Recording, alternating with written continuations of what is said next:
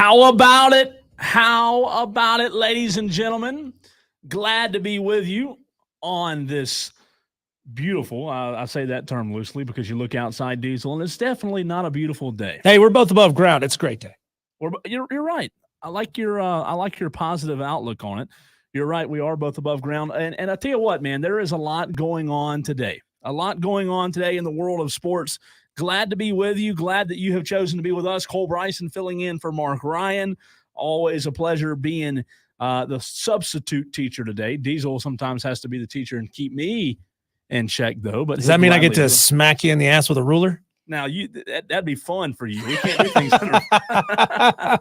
I'm not judging. Maybe it's fun for you, too, big boy. You are a Dallas Cowboys fan. You're used to bending over and taking it, right? Man. You went there, but you're not I've been on the show for 90 seconds, and then you're already taking it. But you're not wrong on that one. 71307, start your message with a fan if you want to text your way onto the program. You can call the program anytime by dialing us up, 844-FAN-PHONE. That's 844-326-3663.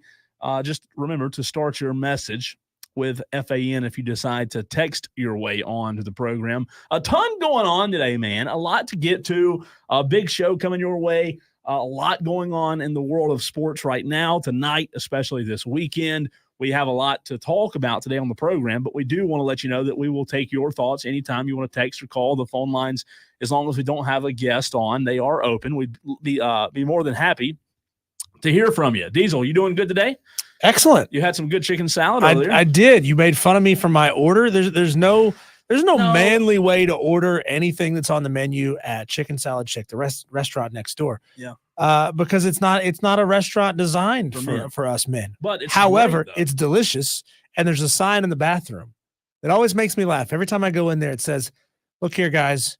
We know that she dragged you here against your will." Does it really say that? But we think it's okay for you to sit in a room with flowers on the walls, because trust us, you're earning a lot of points right now. And they also have a thing where you walk in a little box. You just go ahead and put your man card in there while before you order. You go ahead and get that out of the way.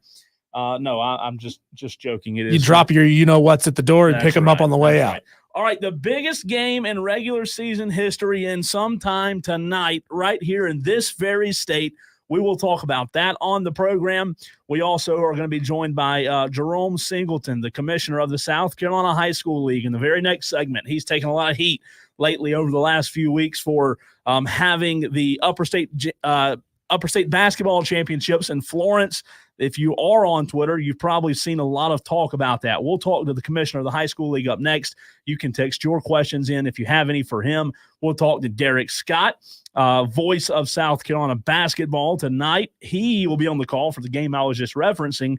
And we'll also talk a little bit about something that has gotten people in a frenzy, if you will, when it comes to charter schools in the area that may be threatening public schools. We'll have a guest, and I will tell you who it is coming up in the program in the 5 o'clock hour that will join us, that will give us a little insight on the talk of the town lately, plus Nick Saban, Diesel. I don't know if you saw the article or not, but now that Nick Saban has been retired for a minute or two, there are reports starting to come out. Nick Saban is talking. He must be on an island with some drinks or something, and he's talking. He's telling the truth. He's letting out some reasons of why he retired. Very interesting article that I've read. We'll get to that on the program as well today. So he doesn't have a press conference full of people to yell at anymore, and he's like, you know what? I got to get myself back out there. Without a doubt. I generally agree with what Nick Saban has to say, so I'm excited to hear it. It's good. It's really interesting. We'll take your thoughts on it as well. I don't think he's one of those guys that are, he's retired now. He's going to start throwing out bad blood or anything like that. I wish he would, though. It would be interesting. I just think he's an honest guy. I think he's an honest guy. Come on, Nick, create chaos. Yeah, we know you have it in you. And there's some things that he said that is a little bit chaotic, Diesel. But let's get to this to start the program. South Carolina tonight, they host Tennessee. Tennessee in the SEC is 13-3. You're the only 10 I see. Oh, now easy. We keep our distance. South Carolina's 12-4, So tonight's game, obviously last night's Florida-Alabama game had a lot to do with tonight's game in the way that Florida just whooped Alabama last night. It was at Florida. They're a completely different team at home than they are on the road, but Florida manhandled the Crimson Tide last night. That put Alabama at 12-5 in the SEC. And now, if South Carolina were to win tonight, they would be 13-4. Tennessee would be 13-4, obviously. However, if Tennessee wins, they'll be 14-3, and South Carolina will be 12-5. South Carolina did have the monstrous win already over Tennessee this season. So if they can, at home tonight, take care of Tennessee in what is, my opinion, the biggest regular season game that we have had right here in the state in some time. A ton riding on tonight's game in terms of regular season, SEC, Lamont Paris' second season. Be very interesting to see what that place is. I think the game's at 7. If it's 6 o'clock, if it's already full, it's sold out. Just FYI, you cannot get tickets to that game tonight. You might Diesel be able to find some resale tickets. Scalp them, maybe at the gate. It's a little scalping in the parking lot. Have you thought about, if you're a short individual, have you thought about finding another short individual, climbing on their shoulders, and then wearing a trench coat? Not a bad idea. You might want to do it because it's sold out. So anyways, tonight's South Carolina game, in my opinion, is one of, if not the biggest game in South Carolina regular season history in quite some time. And I wanted to ask the audience, as well as you, Diesel, if this could be tonight the best memory that South Carolina fans have in quite some time. Obviously, when Frank Martin took that team and went on the run in the postseason as they did, Gamecock fans who follow the basketball program will remember that, and that'll probably be at the very top for a long, long time until they do something better. However, even the year that Frank Martin took South Carolina on that magnificent postseason run, they were not as hot as they are right now in terms of overall 24-5 overall. As I said, 12-4 in the SEC. They are on a 3-game win streak. They're 14-2 at home, Diesel. And by the way, if you want a little gravy to add to the pot, South Carolina at home tonight, they're 4.5-point underdogs. So I believe Lamont Paris will use that. I think this team will be ready tonight.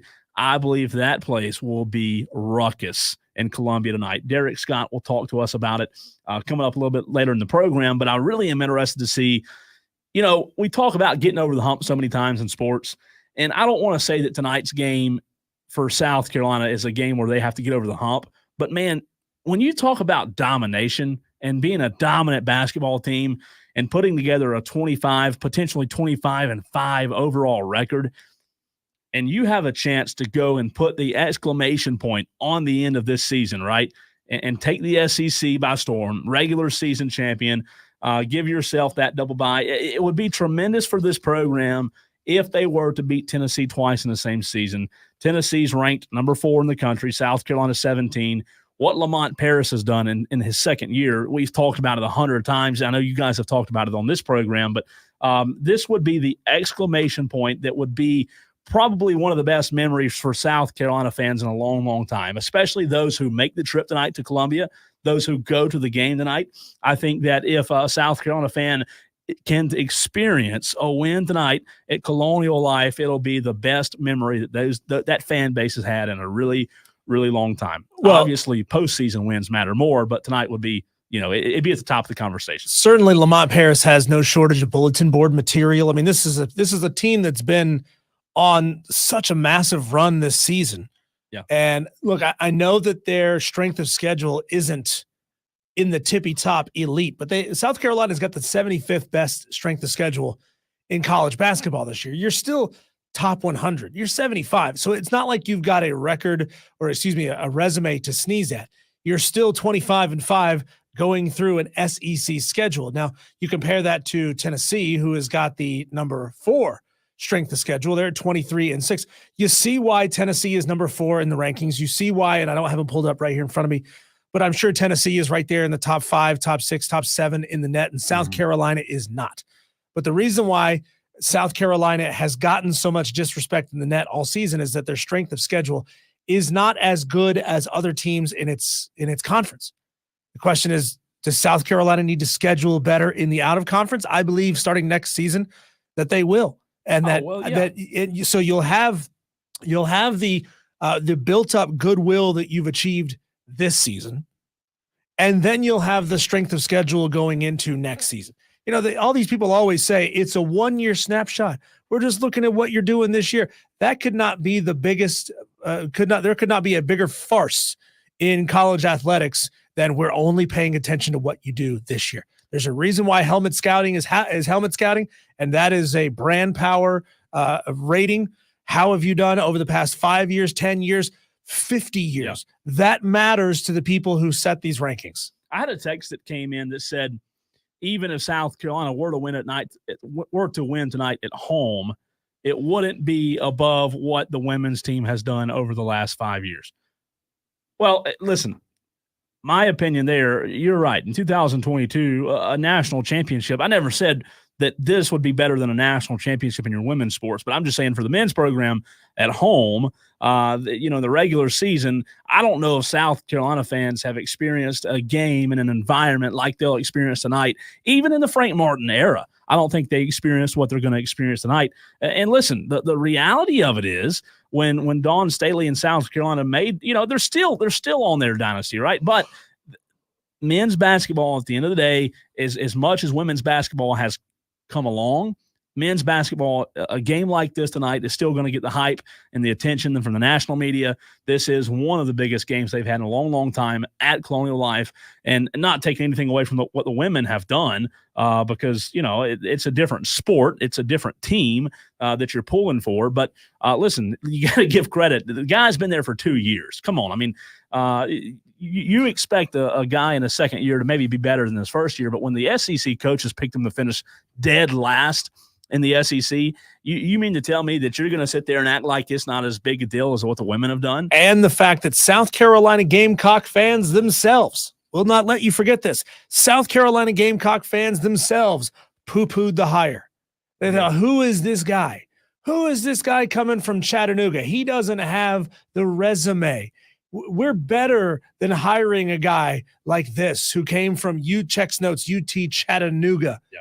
You guys were down on the hire from day one, and he's proven you wrong. He's proving Gamecock fans wrong at the same time. Well, I think the biggest compliment to Lamont Paris and what he's done is obviously nobody expected this in year two, but he has shown how to use the transfer portal in a way that you can compete and get the most out of your guys. BJ Mack, tonight, he tweeted out earlier, this is the last time he'll ever wear that basketball jersey in front of a home crowd. Listen, it is going, especially in the regular season. Listen, this is going to be, when it's all said and done, looked at as one of the most successful seasons in South Carolina history because of what Lamont Paris has done. Let's be honest. This team's not loaded top to bottom with the best basketball players in the country. They're not. But Lamont Paris has gotten the absolute most out of this team.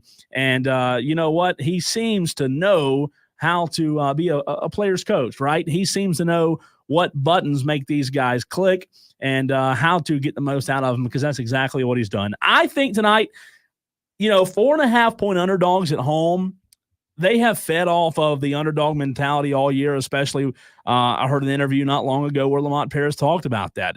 He fed his team the information of them being picked to finish last in the SEC. And he admitted that was a high motivation factor for this program. So tonight, I believe he'll use that 4.5 points. I don't think the line's changed. If it has, it's changed within the last few hours. But I think them being an underdog tonight at home is a dangerous situation. Tennessee, they're the better team on paper. They really are. When you look at them on paper, they're the better basketball team. And you know what? They're stacked. And when you have a guy for Tennessee, and I was watching them last weekend, when they can pull guys from their bench that are still better than teams in the SEC starters, that just shows how deep they are top to bottom. I think Tennessee's the better team tonight, but it's going to be hard for me to not pick South Carolina at home. I think it'll be a heck of a game. It starts at 7 o'clock. Diesel, can Lamont Paris, in your opinion, put that exclamation point and get it done tonight as 4.5-point underdogs? Absolutely, they can. This is going to be an insane environment, and I wish more South Carolina fans were adopting this whole hog. Yeah. You know, we've put up polls, we've asked questions of the guests that we bring on, and no matter what it seems the South Carolina men's basketball program does, this is and will always be a football first school to them. And I've argued many times on this show and on this station that it is time for South Carolina fans to really invest their time and their attention and their love into men's basketball, because your football program, you may step up and have a decent year every now and again, but your football program is not going to be the best program on your school's campus. Women's basketball already is. Men's basketball could be the same thing. Imagine the dynasty, the kings and queens of college football or college basketball at the same time. You got to invest in it. You got to be ready to jump back in whole hog on day one next season. Embrace being a basketball school. Well, I think the problem is, Diesel, they don't get the support they don't get the consistent support that the football fans show. That's right? my point. And and to that point, I would agree with you and say, look, you've got to, tonight, now, tonight's a caveat. Them being sold out, that place is going to be packed tonight. However, it's easy to sell out gyms when you're playing for the SEC championship, right? So this team, they don't have the consistent support like the football program does. This is a culture building game for me. And a lot of that has to do with they haven't been in this position many times. Let's be honest. They haven't been a basketball school on the men's side for a long time. So you said it. It is a culture building game. And I think if South Carolina can consistently stay at this level, I think the fan support will be there. All right, coming up next on the program. Last week, South Carolina, if you live on Twitter or don't have a Twitter account, I will fill you in and let you know that there were a lot of people who were disgruntled and displeased with the South Carolina High School League last week and the week before, as there were a lot of local teams that had to make the trip down to Florence to play in the Upper State Championship game. For example, you had Riverside and Greer, a lot of local teams who were just separated by a few miles, who had to get on a bus and go to Florence. Needless to say, the South Carolina High School League, they're never talked about in a positive light. We have some questions for the commissioner himself, Jerome Singleton of the South Carolina High School League, up next. He'll join us on the program, live interview. Cole Bryson, Diesel in the house, as always, right here on the Fan Upstate.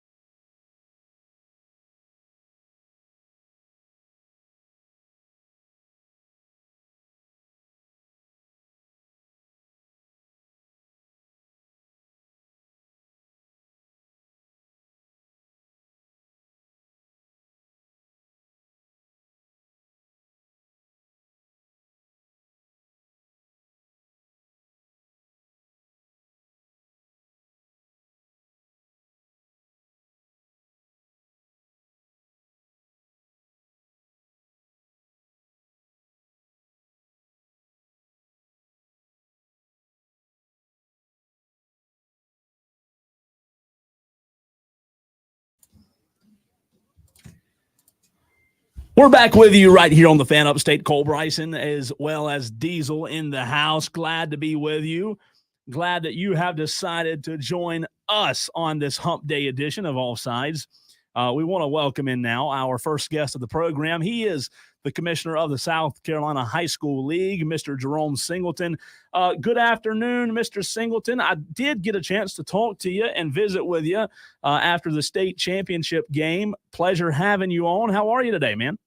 I'm great, Mr. Bryson. Things are going well. I hope you are too. Absolutely. Appreciate you taking time to come on the program. One of the things that I want to do anytime I'm on, Mr. Singleton, and, as we cover high school football and the group of people that cover high school football, as we do cover high school football and high school athletics as a whole so well, I think it's equally important to let your voice be heard and let the audience hear you and ask questions, and just so we can have a fair transparency, because as you know, I'm not telling you anything new. The high school league and yourself, you are the face of the position that gets the most heat, right? So I want to have you on continually and help this be a fair conversation moving forward and allow the people out there to hear from you as to why certain things happen the way they do.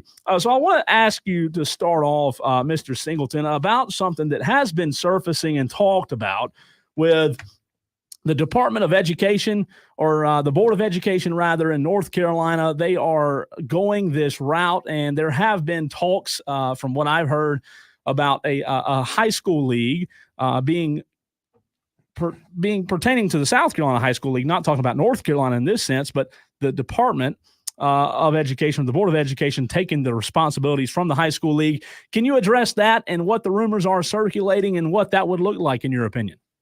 Sure. Yeah, there was an ad hoc committee that was created by the House of Representatives at the South Carolina General Assembly that were looking at different things that addresses high school athletics in the state of South Carolina.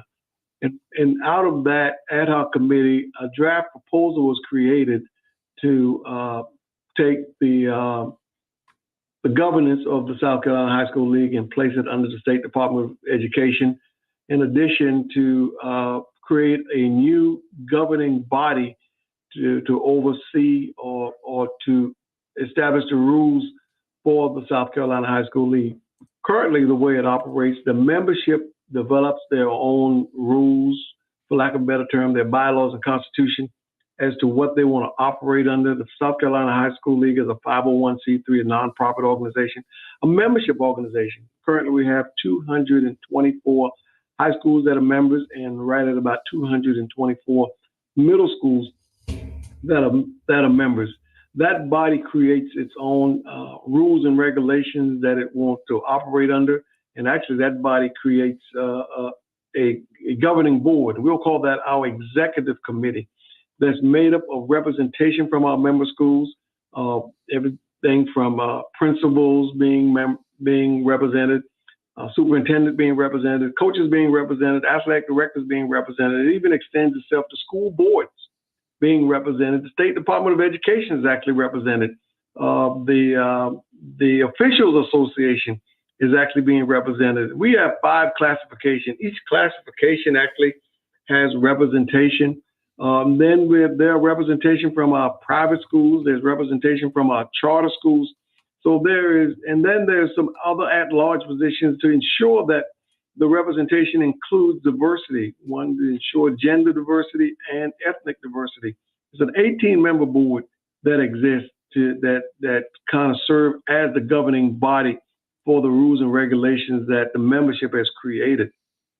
But the proposed draft is to take that authority away from that group and the membership and give it to, fall under the governance of the State Department of Education, but also a 9-member committee created by the state legislators to serve as, for lack of a better term, the executive committee for it. I will extend it even the South Carolina General Assembly had also created a third party to review the league's operations and decisions that are being made by the league, and through an appellate panel that was created back about 9 or 10 years ago, who have the authority to judge or change any decision that is being made by the commissioner or the executive committee. They can, through appeals brought to them, they have the authority to make a different decision than what was made by myself or the executive committee. So, but to go back to this body, that this draft proposal takes all that authority away from the membership and places it under the State Department of Education and that governing body. I took the opportunity, the exec committee had asked that we create an advisory council made up of state legislators. And actually, we have a list of 6, 3 out of the Senate and 3 out of the House. And I had the opportunity to meet with 3 of the 6, and we had some discussion about this draft proposal. And one of the questions that came was, what does the membership think of that draft proposal? And I told him, I said, I don't think they would support it. And a unique question was asked. He said, how do you know? Which was a great question. So we took the opportunity to poll the membership and ask them, do they support having another governing body? And I sent them a copy of the draft. Do they support this draft proposal or not? And over 90% of them said no. They would rather stay the way it is now, is what you're saying. They would rather stay the way they are. Yes, sir. Wow. That is interesting. Jerome Singleton, the commissioner of the South Carolina High School League, joining us on the program. Jerome, the talk of the town, the talk of the state, if you will, the past couple of weeks have been about the championship games, especially upper state championship games being played in Florence. If you live on any kind of social media platforms, you see people who were not happy with that decision that was made over a year ago. But talk about what that entailed, why that took place, and if, in your opinion, it's the best in the upstate's interest to have to go to Florence to play their upper state title games. Well, I mean, I'm glad you asked. We were running into multiple problems as we were trying to find 3 venues, one to play the upper state, one to play the lower state, one to play the state finals, because most of our challenge was for the state finals. And even in the upper state, we were using colleges. And of course, college seasons are still going on. So there's always the risk that the college would need that venue if they get into a playoff situation or scenario, and we would have to find another place to be. The only one place that we knew that we could possibly use would be venues of which there is no allegiance to a special group. So if you could get it reserved, then you can know that you would have it.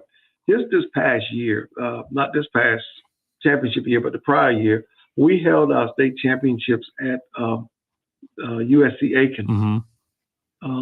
And it just so turned out that USC Aiken was invited to be in the playoffs, and they were also in line to be able to host it. Well, it was the same weekend that we were going to use it for the state finals, which means they called me and asked me, said, Jerome, can you change your date to accommodate us? And of course, if we were just a basketball association, that makes it easy. Right. We can change our date. But we're an athletic association, which means our kids play different sports. Those that would play in the spring, to change the dates would really put a delay on that. So we couldn't do that. And he was very honorable. The president said, I'm going to stand behind my word and allow y'all to use the venue, but you got to understand, I don't know that I'm able to do that anytime, anytime in the future, which was fair enough. So we understood that. We were at Bob Jones University and played our upper state there. And at that time, we were playing by sessions, which means a classification would play, and then everybody would leave, and then we bring another classification in, which means we could probably have the space. It's ironic that one of the contests we had in our sessions, we ran out of seating and couldn't allow everybody to get in. Right. The decision was made to allow you to buy this year, to allow you to buy one ticket and be able to stay in all games. And that's what we used to do. But prior to COVID, we used to do that. So the exec committee made a decision to go back to that. If we had tried to use a venue, those small venues with one ticket, being allowed to stay in all games, then we would have several people that we would have to turn away that couldn't be able to come in because there would be no room to be able to come in. It would be what we would call a sellout. Right. Now, what was the barrier, Jerome, that doesn't allow the high school league to have it at Bon Secure like they used to, and then you would meet in the middle at Colonial Life? What's the reason for that not being the case anymore? Well, one is cost. Again, the cost hadn't changed much. If for no other reason, it's possibly going up. And then there's a possibility. We used to use it 2 days. With the changes we're making with realignment, there's a possibility we're going to need 3 days. And also, are they in a position to be able to give up their facilities with their schedule on those days, or will they be willing to? I mean, all those become questions, but cost is one of the bigger factors that we would have that would cause us to do it a little different. And our membership was used to at least getting some type of shared income from the games, and if all the money is really put into the venue, is that best service? Right. Is that the best way we can serve them? When the decisions are made, though, Jerome, my question to you is, how much conversation is had when those decisions are made and conversations are taking place about where to play the games? How much conversation is had about the experience that the player gets from playing in those venues like the Bon Secure, like the Colonial Life? Is that discussed? And if at all, how much?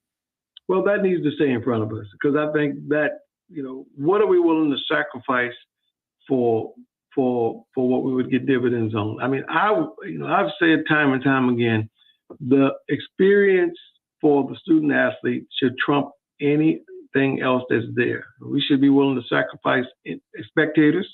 We should be willing to sacrifice coaches' opinion. We should be willing to sacrifice venue of use. But as long as the experience for the student athlete takes precedence, I think we need to do all we can to make that work. And in that order, actually, it should be the experience for the student athletes first. Then secondly, a great experience for the coaches.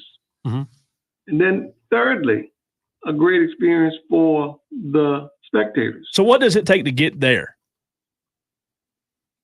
To make it a great experience for all. Yeah, like I'm just asking, like, what would it take if we wanted to, if we say that we want the player's experience to go beyond anything else, right? What does it take? I mean, you talk about cost obviously being a huge factor in it, right? So I guess my question is, what does it take from the high school league and other committees, if we really care about the player's experience at the end of the day? What does it take for that to take place at a Bon Secure, at a Colonial Life, when those costs do come up? What is it going to take for us to be able to make it happen? Well, being able to have the funds to be able to do it, and making the commitment that we're willing to sacrifice whatever finance that is made to do that. That's a moving target. Because some would ask, was the experience at the Florence Civic Center great? And that answer could be, depending on who you ask, yes. A Final Four situation. And again, I'm not trying to infringe on a patented term, but a Final Four experience, these kids this year did something historical. Never before in the history of the South Carolina High School League have we played the semifinals and the finals at the exact same site for all classes. That's historical. Was that a great experience? I think we need to ask that. And if it was, then it kind of makes sense. So moving it to the other venues, there is, I guess, an opinion that being at a Bon Secure or Colonial Life, that's a better experience for the kids. Maybe, maybe not. Maybe the Final Four scenario is better. And if it is, then how do you weigh that? I feel comfortable that Colonial Life Arena couldn't make their venue available to us for 8 days straight. It just doesn't work with their schedule. Jerome Singleton joining us on the program, Commissioner of the South Carolina High School League. We appreciate your time. Before I let you go, though, I do want to ask you your opinion on the current landscape of high school athletics, especially football, because it gets highlighted more than any other sport.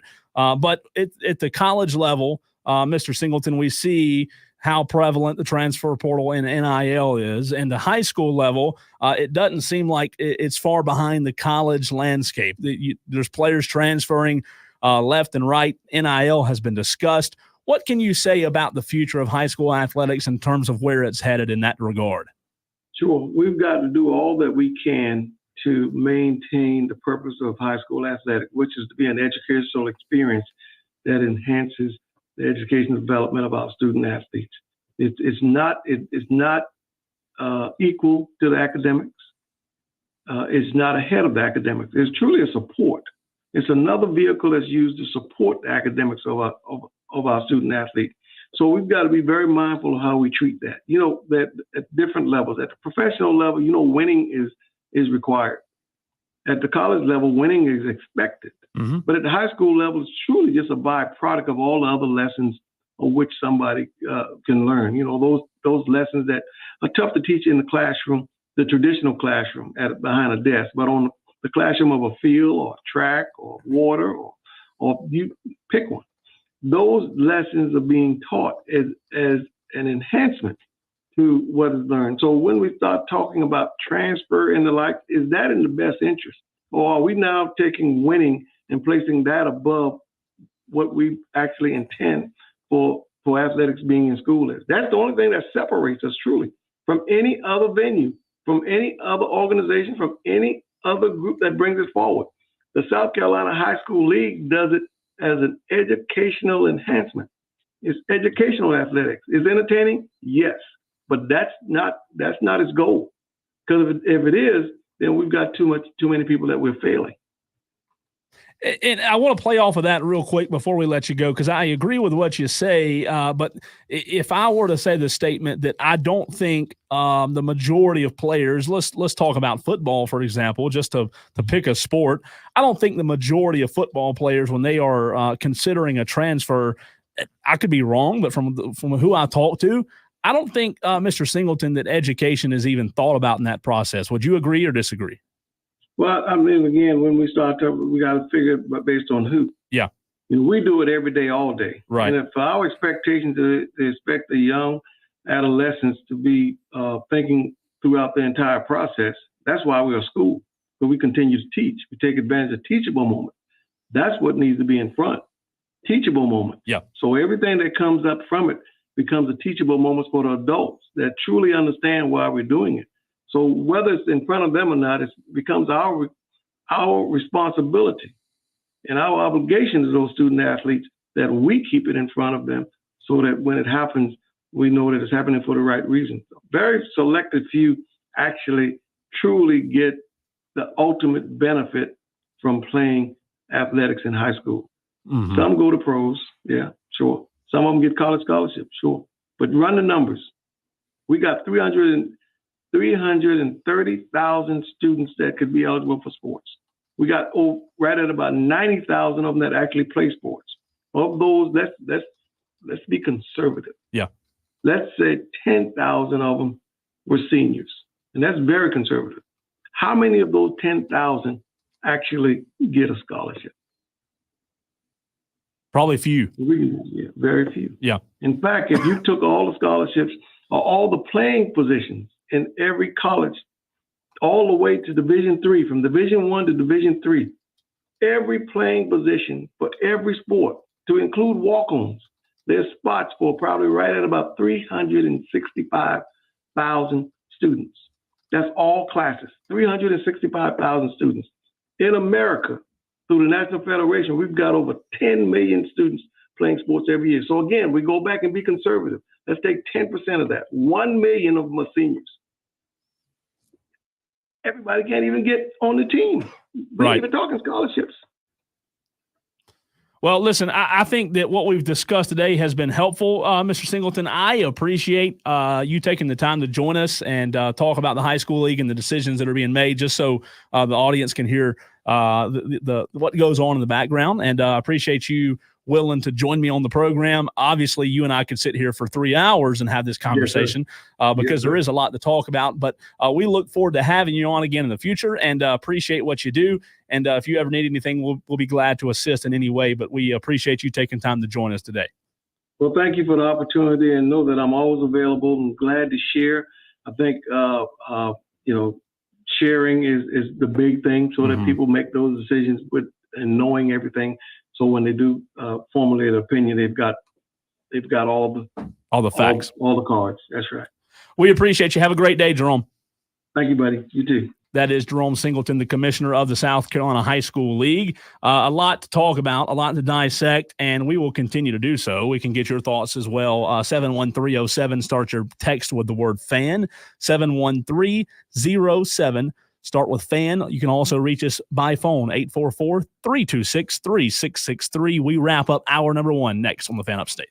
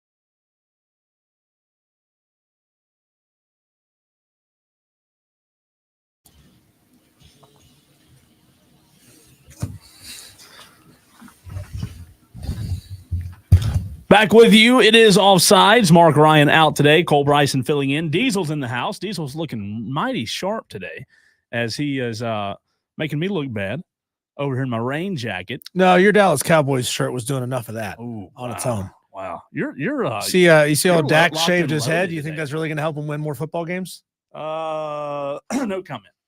No comment. No comment. No comment. Appreciate you joining us on the program today. You can get in touch with the show by texting the show 71307. Start your message with fan. I was asked a question today, Diesel, by someone I was having a conversation with, and I wanted to get your opinion on it and our listeners' opinion as well. We have talked a little South Carolina basketball, but I was talking to someone this morning, and they said, yeah, Clemson had a big win last night. They basically punched their ticket, to the tournament, 90-75 last night over Syracuse, 21-9 overall. And this Clemson fan that I was talking to this morning said to me, but you know what? Brad Brownell will still find a way to screw the pooch. I'm thinking, guys, you're 21-9. We talked about South Carolina fans changing their mentality in the first segment. We need to talk about Clemson fans changing their mentality in this one. Look, I know what you're doing here, Clemson fan that Cole was talking to. You're trying to set it up so that you don't get hurt, so that you can watch the games, you can pay a little bit of attention to it. But if they end up losing a game, you could say, see, I told you so. I told you it was going to happen. You know what you are? You're those crabby ass fans in the movie Major League, the ones that sit out in the outfield and scream, "Oh, too high. He hit the ball too high." Too high. What does that mean? You're that type of fan. You need to do what those fans did towards the end of the movie. They buy in. They take off the hats that are inside out and say, "We suck." You got to stop doing that. You got to buy in as much as you possibly can. Enjoy the ride. And if you get hurt, you get hurt. But you know what? You've had an emotional response. I agree with you. But for the sake of the argument, let's do this. This sucks. I know it sucks, but they're 21-9. Just for the sake of the conversation, is there any way he could still screw it up? I mean, getting bounced in the first round. Do you think getting bounced in the first round is his job, though? Yes, I do. You think he'll let him go after a 21-9 season? I do, Syracuse, because PJ Hall is gone. Maybe, right. I know he could come back for another season if he wanted to. Joe Girard, I believe, is also gone, and they still have Wake coming up on Saturday, by the way. But yeah, just for the sake of the conversation, now losing to Wake, you could get beat by Wake 100-5, and you'd still be in the tournament based on what you've done. They're in the tournament, but I just want to know, does their AD? Is there anything that they could possibly do? Graham Neff, sitting here thinking, how bad? I think I'm a Dallas Cowboys fan, right? And I think of this past playoff game when Green Bay came to Jerry's World and they said, well, Mike McCarthy's job's safe. The only thing he could do to lose his job is lose in the first round of Green Bay. And it didn't happen. But as bad as they lost, I sit here and wonder the same for Clemson. If they got bounced in the first round and it was ugly. Well, it's right now they're projected in the 5-12 matchup, them and the automatic qualifying Richmond. If Clemson, after the best season they've had in a very, very long time, were to get bounced by an AQ from a small conference, he's gone. I think he's gone. What if it's close, like a 1-point game? No, you don't think it matters?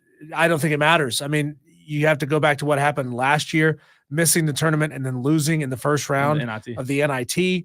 The embarrassment of that situation, you bring him back to hopefully rectify that situation. You brought him back with all of the same players, plus you went out and spent some money and got him a transfer in Joe Girard. Yeah. You cannot lose.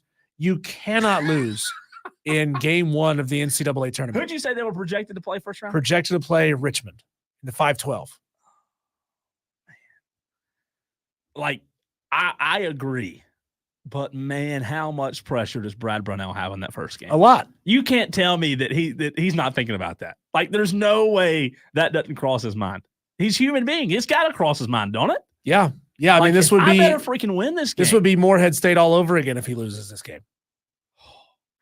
Richmond is a projection. Correct. Can you imagine the headlines the next day? Brownell once again. Brownell blows it again. this time to the, what are they, the Spiders? Yes, they are the Richmond Spiders. Brownell crawling back to his, I don't know if he'll have an office. I was going to say office, but he might not have an office. He loses to Richmond. Brownell couldn't escape the web. I'm just thinking the headlines yes. of that situation. I like it. Yeah, or spiders sting tigers, something like that. Yeah, you can't. Well, you can't lose that. Man, yeah, you can't lose that one. But you can't tell me it don't cross his mind. It's got to cross his mind. I don't think it'll happen. Now let me ask you this though. Let's say they beat whoever, Richmond or whoever in the first round, and then the second round they just don't show up. They get beat, 10 points or whatever. Is he good now? I mean, so I guess I'm asking what my question is, and we can continue this conversation in the show. But my question is the expectation just win a first round game? Is that as low as the bar is? I mean, I know making a tournament is a advancing to the second round, losing by 10. As of right now, let's just go with what the bracketology projection is right now. The opposite side of that bracket is the 4-13 matchup between Kentucky and App State. Ooh. And wouldn't that be something? Let's just say Clemson and Kentucky both advance, and then Kentucky blows Clemson's doors off in the round of 32. Then? I think you still move on from Brad Brownell. I genuinely do. I think this is a fan base that has finally gotten a taste of, okay, everything is set up for us to be successful. Yeah. We brought Brad Brownell back for this reason. If he fails and gets beaten, convincingly by a Kentucky or even my App State Mountaineers, are pretty good this year. Yeah, they are. I'm just saying. Miles Tate, baby. If that were to happen, I still think it's Brownell's job. And there's a lot of Clemson fans who will call in and tell us, well, who are we going to get that's better? That's not your job to figure out, caller. Exactly. That is not your job to figure out person who has a Joe job, any job. If it's any job other than a high-level college basketball coach or an administrator, it's not your concern who they could go out and get. That is the AD's job to figure out the best person to go out and get. South Carolina did it with Lamont Paris. South Carolina fans themselves said Lamont Paris was a nobody, and look how good he's got him playing this year. No doubt. And don't you want that? Don't you want that, Clemson? Don't you want the guy that's going to come in and elevate your program beyond middling? They've had a lot of good basketball coaches, and they're all coaching somewhere else now. Let's be honest. That's what they are. Pay him. It's that easy. Hour number 2 of the program. Derek Scott, voice of the Gamecocks, up next.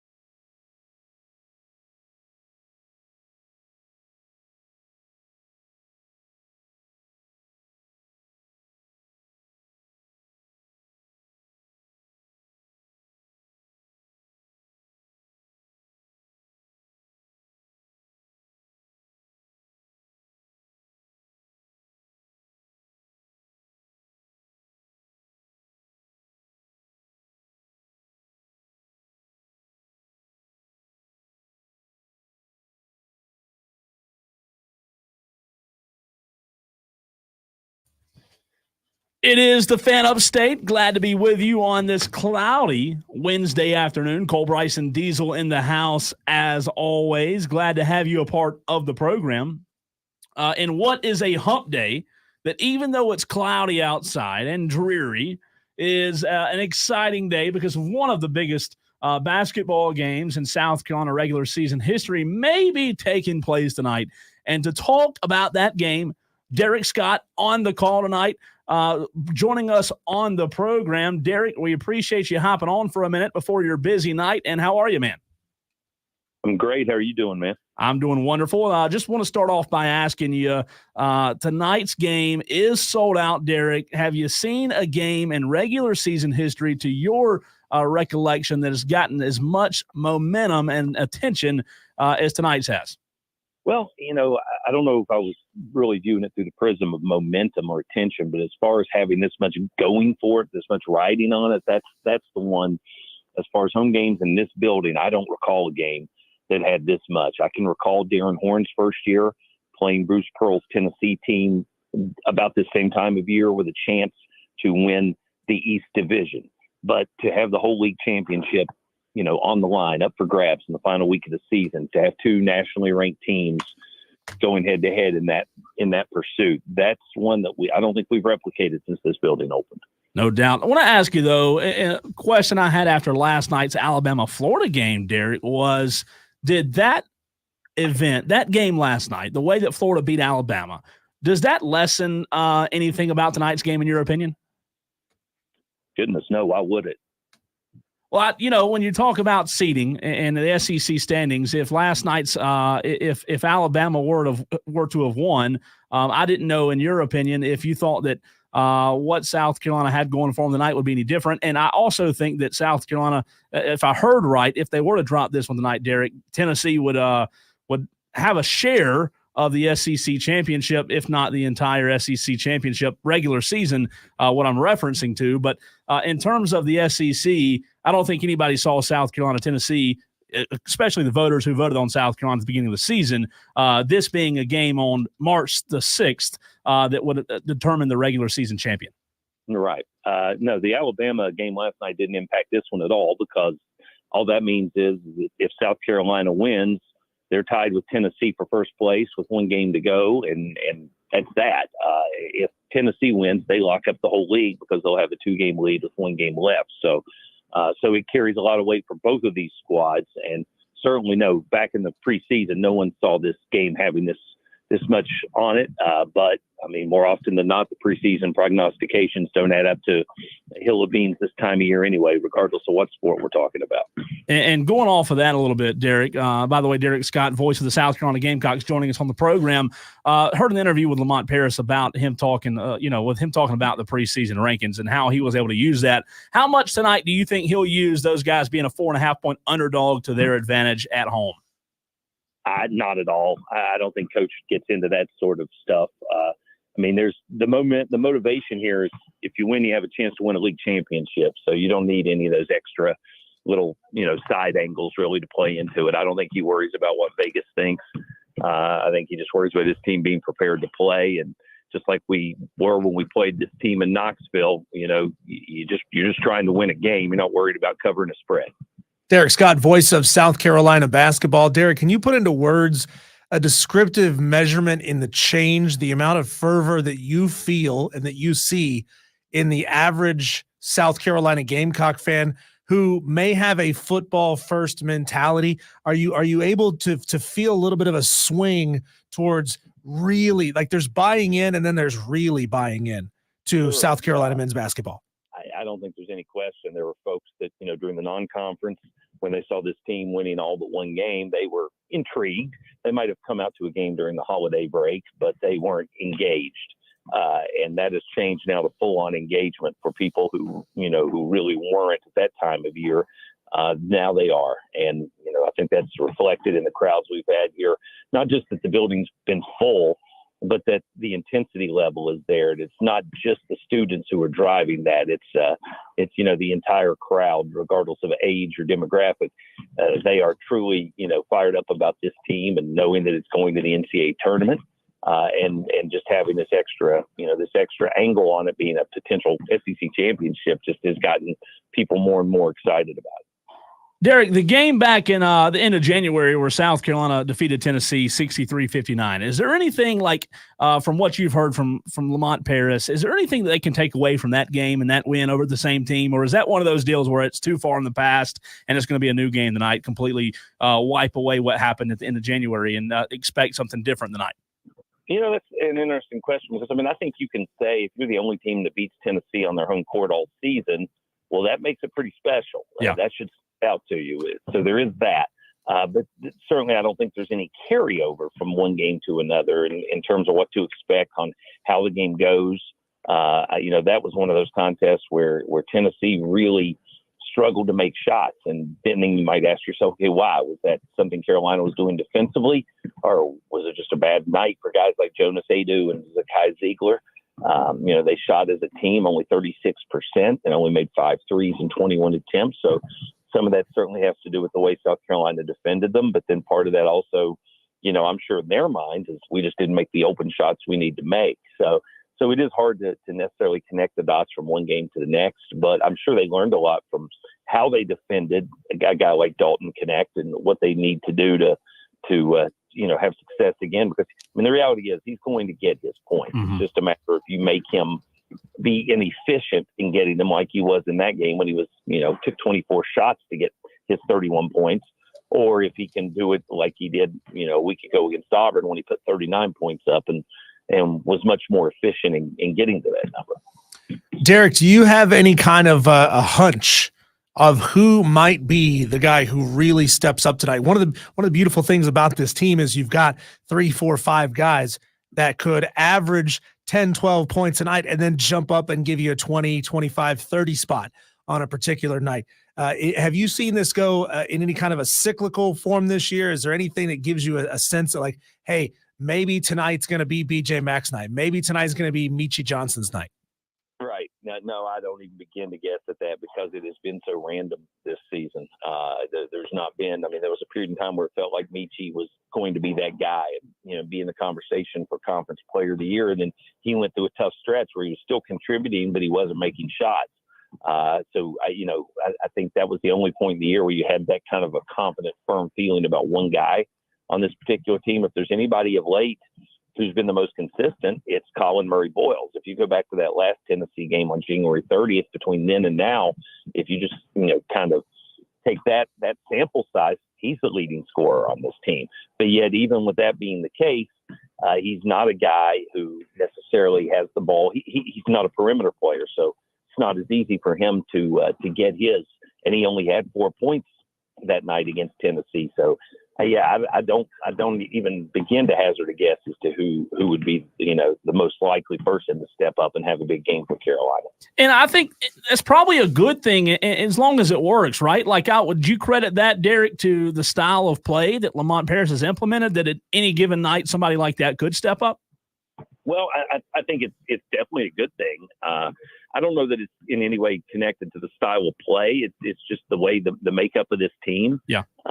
Chemistry of this team is that you don't have any true stars. You don't have anybody who, the ball is going to be in their hands at all times. As valuable as Michi is and as much as his energy means for this team, there were a couple times early this season where he really didn't have it, and he wasn't even on the floor at crunch time when they beat Virginia Tech way back in November when they won at Missouri.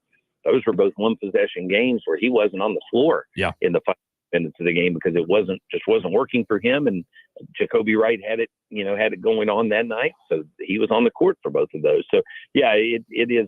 This is not a team where you can really come to an easy conclusion on that. Let me ask you this, going back to what Diesel said in terms of seeing this team over and over and not making a comparison to a team of the past, but when you've seen as much South Carolina basketball as you have, do you look at this team and when you watch them night after night, does another team from the past that maybe had a similar makeup come to mind in terms of not being a star-studded team? Not really that I can think of. The best teams that I remember, of course, the Final Four team had Sindarius Thornwell, who was the Conference Player of the Year, and P.J. Dozier, who was the clear number 2 option. And then if you go back to the last time this team won a SEC championship, that was B.J. Mackey and Melvin Watson and Larry Davis. It was the big three, but it was definitely their team, And I don't know if you even asked me to say, okay, who are the big three for this team? I don't know which one of the four, Mack, Murray, Boyles, Johnson, or Wright. I'm sorry, or Cooper. I don't know which one of those guys you'd even eliminate, because it does really kind of vary from game to game. Derek Scott, voice of the Gamecocks, man, we appreciate you jumping on with us late notice. Have a great call tonight, and we look forward to what should be an incredible atmosphere. You got it. Thanks, guys. Absolutely. Derek Scott, voice of the baseball program as well as basketball for the Gamecocks. What percentage would you set the over-under? If we're talking about this in betting terms, what percentage to keep the money as even on both sides as you can? The over-under percentage of Clemson fans who will be watching tonight's game with bated breath. We talked and a percentage? You asked me a percentage of Clemson fans? Yeah. If I set the over-under at 60%. I'd say under 60, but not far off. Okay. Well, I asked that question because we saw last year, I believe, there was a big game at South Carolina. They were filming inside of a cockaboose, and they had the Clemson game on inside the cockaboose. And there's one thing I know about Clemson and South Carolina fans is they care so much about what the other team is doing. If this rivalry could build that same kind of interest in what the other team is doing night in and night out that you have in football, man, that would ignite this to make it a true multi-big sport rivalry, even bigger than it already is with football and baseball. I'm gonna set the over/under at I'm gonna say of Clemson basketball fans, 65% will be watching tonight. 65? They will want to see South Carolina lose, and that's fine. If that's the reason you're tuning in, great, go ahead. Clemson fans, I invite you to tune in to watch in your hopes South Carolina lose. I don't want to see South Carolina lose. I want them to win this game. I want them to silence those critics. I want them to jump higher up into that net ranking in the season, up there in the 30s. If we had buy-in from Diesel, 65%. If we had buy-in from both sides of this rivalry into what the other team on the opposite side is doing, and that's when you really elevate basketball to a level that it has previously not achieved in the state of South Carolina. But, we've never had that rivalry for basketball. Right. Like, we've never had the level of rivalry for basketball that we do for football. And I think a lot of it has to do with there's a lot of Clemson fans out there that may not admit it, but there's probably a lot of people that respect Lamont Paris and wish they had a guy like that, year two is winning 20 games. Yeah, absolutely. I think that should there be, maybe this is worth a poll on the Fan Upstate on Twitter, should there be an annual home and home between Clemson and South Carolina in basketball? So play twice. Once. Yeah. Is that something you would love to see? I think it would add so much more heat to this rivalry. You think so? Oh, yeah. Here's the deal, though. Like, even when it's at Clemson, they don't get the support that they should. And I'll tell you what I think the problem is with it. I think it's in the wrong spot. I think it's the wrong time of year. I think it's obviously college basketball. You play your non-conference games first, right? And then you have your conference games. But there's no momentum about that game, Diesel. I could walk when they played each other. This that needs to be a late season game. Yeah, well, late third. I understand, right? The last third of the season. And I understand scheduling. You have to have conference games, pre-scheduled. But if you walk downtown Greenville or wherever, the day those two teams played, I bet you the common fan, you would have to be reminded that South Carolina and Clemson were playing that night in college basketball. The only people that knew it were Clemson basketball fans who follow the sport, are engaged with it, and South Carolina basketball fans who keep up with it, read the message boards, they go to the games, they watch the games. The common fan probably didn't even know they were playing. And what month was it? When did they play? South Carolina and Clemson played on December the 6th, which was a Wednesday. So on a Wednesday, December the 6th, do you think the common Clemson football or South Carolina football fan knew that game was even happening that night? I say no. Well, a Wednesday night in December? Are you kidding me? If you move it to a middle part of the season, we see it in a lot of different leagues. For example, the Sun Belt and the MAC did a late season Sun Belt MAC challenge. The hope there is that you pit the number one and number twos in those two conferences against each other so that you add a better resume quality win later on in the season. You know, I mean, tell me the opportunity to embarrass or hurt a team's net late in the season doesn't hold some extra juice. So is there any way, and I don't know if this is even possible, is there any way they could make it the last game of the season like there's for football? I mean, is the SEC schedule, I mean, has that ever been, I don't know that that's possible. I don't know that that's possible, but you know, you would just have to, you would have to figure it out in the schedule. I mean, anything is possible, right? If you can both get an open date, you may be playing on a night when you wouldn't typically play, right? If South Carolina, if SEC games are typically scheduled like Wednesday, Saturday, you may have to play that game on a Sunday or on a Monday. You may have to play it on an odd date. So let me ask you this. But it's possible. All right, let's do this. November 25th, Diesel. November 25th is when South Carolina and Clemson played in football, right? November the 25th. That's the end of November. Basketball season started for South Carolina on November the 1st. They played Wofford at home. Is there any way, I know that this doesn't line up with what we're talking about being at the end of the season, but if that game was on at the end of November, the following Tuesday, South Carolina played Notre Dame at home. The only way I think you could get that game in the marquee light that it should be was for it to be the same weekend. Like if you could somehow have it on a Friday night before the Saturday game, because Thanksgiving's on Thursday, right? And then Black Friday is the day before South Carolina Clemson every year. So if it was like a Black Friday game or the Sunday after, I don't know that the Sunday after would be as big as a pool, but if you could somehow get that game involved with the football game and play it, you know, every year at the same site the football game is being played, maybe I think that you might have a little more excitement around it. Well, the very early results on the poll, 75% say yes. They would love to see it become an annual home and home. I don't hate that. Yeah, I mean, like I said, anything is doable in a contract. So anything, early, you can like figure North out Carolina anything Duke, out. Yeah. Because, you know, I always feel like the North Carolina Duke, the first game, like, it's a telltale sign of where the programs are. Like North Carolina handled Duke in the first game, and it could be different Saturday when they play. But I don't know. I always feel like it's harder to build excitement around a game in November or December for basketball in college because you have, you know, the college football playoffs going on, you know, the national championship coming up, and people just aren't focused on college basketball. Now, if they could somehow play, South Carolina and Clemson play toward the end of the season, they were both competitive, both good. Obviously, if they both stunk, it wouldn't be, you know, real enticing. Yeah. But if they were both playing well and they were both playing like they are this year, I think a game this time of year there'd be a lot of excitement. Yeah, do it in a way that similar to what Duke and North Carolina do. You know, they'll play a game and then, you know, within 10, 12 days later, they're playing again. I think, and last thing I'll say on this before we go to break, the only way for that game to really matter, like Clemson, like let's pretend, Diesel, tonight is Clemson at South Carolina. The only way for that game to really matter, I hate to say this, is if Clemson was in the SEC. Like, I get that pushing it later in the season, it adds a little hype, but at the end of the day, what does it do? You're already in the tournament. You know what I mean? The juice comes from the Clemson-South Carolina rivalry. Yeah, I mean, sure, you could affect each other's net ranking a little bit.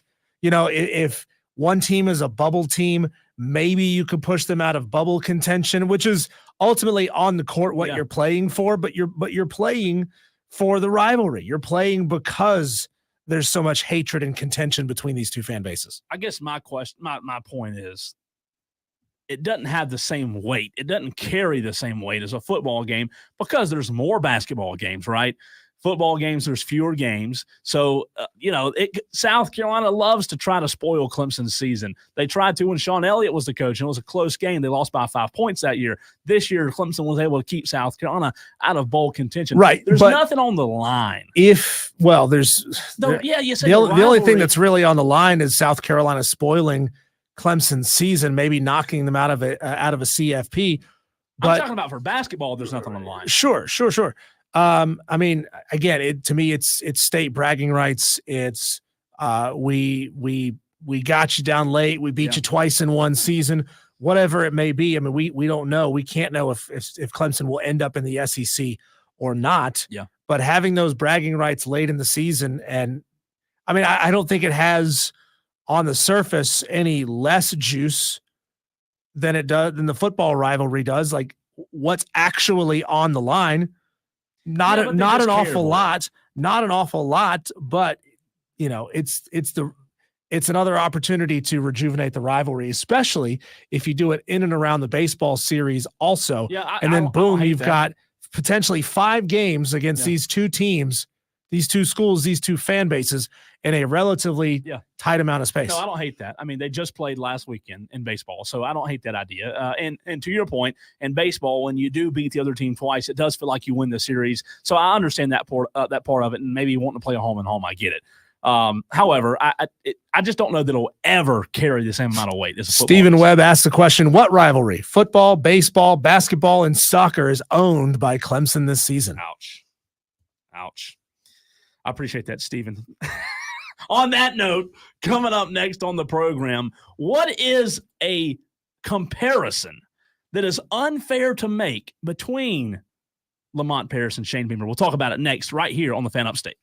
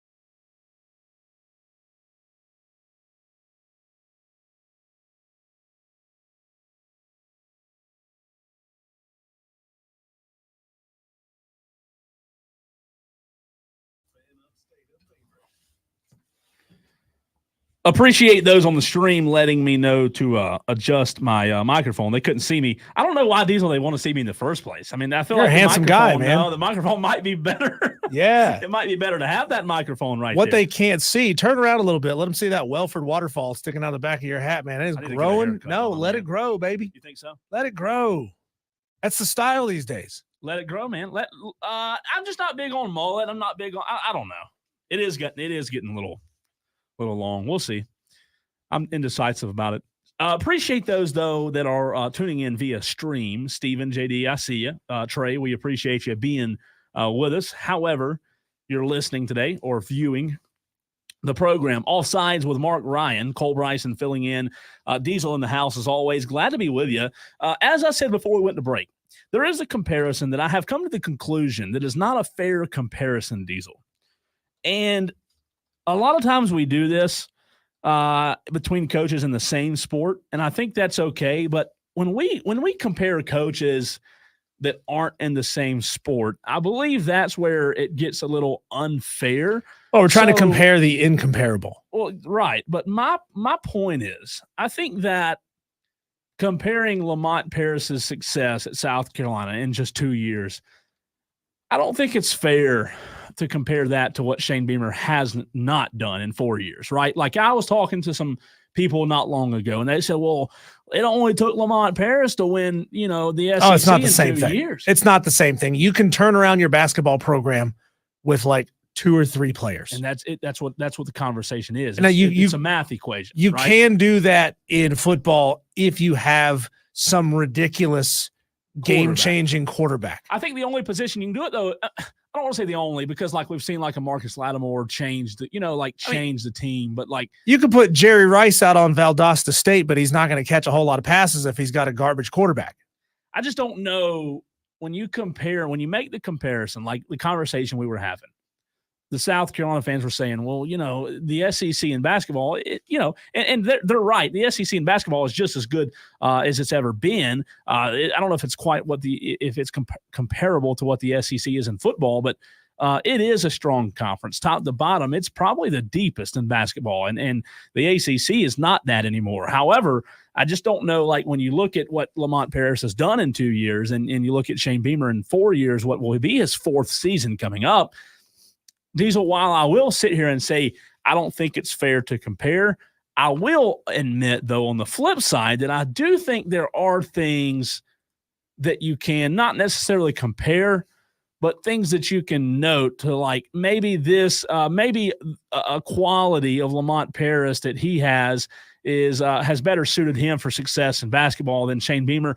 And again, at the end of the day, I do think it's an unfair comparison because it comes down to math. In football, you have 11 players on the field at one time, 22 total that you have to worry about performing as well as recruiting. And then once you recruit them, you have to keep them there in college football. But it is interesting to see, though, even though I don't think it's a fair comparison, it is interesting to see that Lamont Paris in the SEC, Diesel, and basketball, you and I just said you can turn basketball around a lot easier with 1 or 2 players. However, he hasn't done that. Like, yeah, he's got BJ Mack he was a grad transfer from Wofford, and I get that, but like he hasn't went out and got 2 studs, and all of a sudden, whoa, did you see so and so transfer to South Carolina? They're going to be really good this year. I agree with you that it is easier in basketball to change a program with 1 or 2 players, but Lamont Paris has changed that program without 1 or 2 players. Sure, he's changed that program with culture from the inside. Yeah. He's taken a sum of lesser talented players and made them better together. But the conversation that we had and that I was asked, the question that I was asked is, why is that not capable of being done in football? Taking players that aren't as talented as the other teams have, right? And I get in the SEC, that's a tall task, right? It's a tall glass of tea. But sure, at the end of the day, when you compare the coaches, does Lamont Paris have qualities that Shane Beamer lacks? I'm not saying he does. I just think that there is something to the conversation. There is something to take away because, you can't take away what Lamont Paris has done. He hadn't got those 2 studs. As Derek Scott said a minute ago, he don't have stars on this team. Well, so I think there's something to be said about maybe not Shane Beamer needing to take a new approach, Diesel, but you know, the old phrase making chicken salad out of, it's a lot easier said than done, but man, I'm not calling what South Carolina has on the floor chicken this year, but I'm just saying he has taken 5 players, 6, 7, depending on what night, they step up, like we were talking about with Derek. He has done an incredible job getting these guys to outperform, because tonight, perfect example, they're not more talented than Tennessee. No. If they beat them twice in one season, though, how do you not say they're as talented? Sure. Look, South Carolina jettisoned on paper the most hyped player they've had in a very, very long time. A guy that was one and done. Yeah. I don't even know where he's at anymore. But you lose that guy and you get better for it with the composition of a lot more three-star guys on your roster. But football is and always will be the most difficult team game, the ultimate team game. 2 players out of 11 being more talented than the guys across from them doesn't matter. Having a great quarterback and running back doesn't matter if you've got a garbage O-line. Having a great wide receiver and a great tight end doesn't matter if your quarterback sucks. So you have to have all of those things together. And, it's difficult to put a number on it, and I would just be making this up off the top of my head.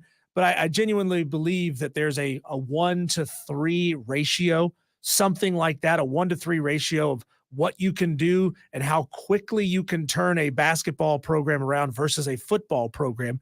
You can turn a basketball program around in 1 year. You can't necessarily turn a football program around that fast. Sometimes it takes 3 or 4. So maybe it's a 2 to 6 year. And we know football coaches don't get 6 years anymore, especially not in the SEC. The only time you can get by that is when you have an outlier situation like Deion Sanders and just the tremendous amount of hype that he was able to pull guys to Colorado. And he was also doing it in a league far easier to do it in than the SEC. And he did well right out of the gate and then stumbled as he got down the stretch because he just didn't have the depth. Right there is exactly what I'm talking about. He was good enough. These guys were talented enough to win games early in the season, catch everybody's attention, but late down the stretch, they just didn't have the depth. They didn't have the quality across all those positions. Just one quick comment as we go back to Lamont Paris. I did forget to read this one from Trey. He said, I imagine tonight there will be a decent amount of Tennessee fans there too. I went to a men's basketball game against Tennessee a couple years ago. I noticed the orange looked better.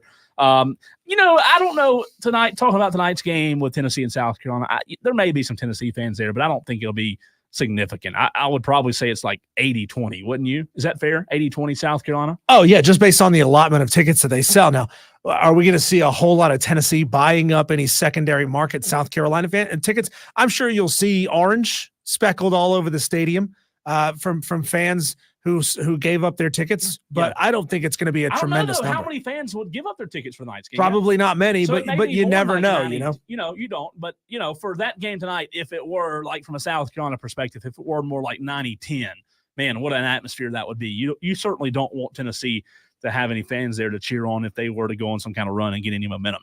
But at the end of the day, listen, to put a bow on what we talked about, I do think that Lamont Paris deserves more credit than normal for what he's done with lesser talent. And I'm not saying this team's less talented, but when you look at them on paper, and I know the game's not – somebody out there saying, yeah, the game's not played on paper. I get that. But I'm just saying when you look at talent for talent, this team's not as talented as a lot of teams in the SEC. They're not as talented as a lot of teams in the country, but somehow, some way, they're getting it done. They are. And you know what? I hope it continues because he has done an incredible job. And, for South Carolina's fans' sake, Diesel, they should buy into what you said earlier on with Derek. They should appreciate what they're doing and what their basketball program is doing because it wasn't long ago this year at the beginning of the season, they were having trouble selling tickets as a whole. That's the mark of a program that's truly changed its culture when you are selling out or coming close to selling out early in the season for opponents that your team doesn't, your fan base doesn't. That won't happen. Right. That doesn't necessarily. Well, but I'm saying that is the Kentucky basketball culture. Yeah. That is the Kansas, Duke, North Carolina basketball culture. The culture needs to be, we need to show up to see our team play regardless of who they're playing. All right, coming up next, what can Walford prove based on what they've done in the past 7 days this weekend in Asheville as the SoCon tournament gets cranked up? Furman, also a local team we're going to talk about up next. Walford and Furman on the road starting tomorrow. The tournament starts Friday, but they leave tomorrow for Asheville. They will take place in the SoCon basketball tournament this weekend. We'll talk about it next right here on the Fan Upstate.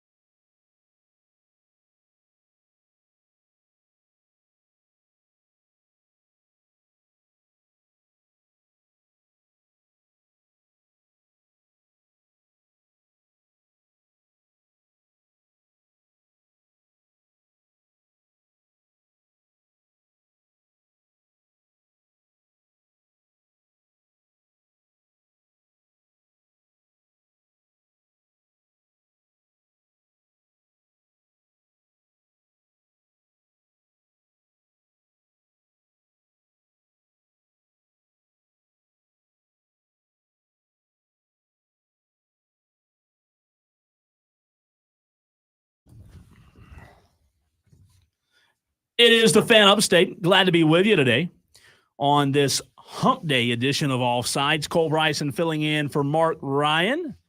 Diesel making us sound a lot better than we are.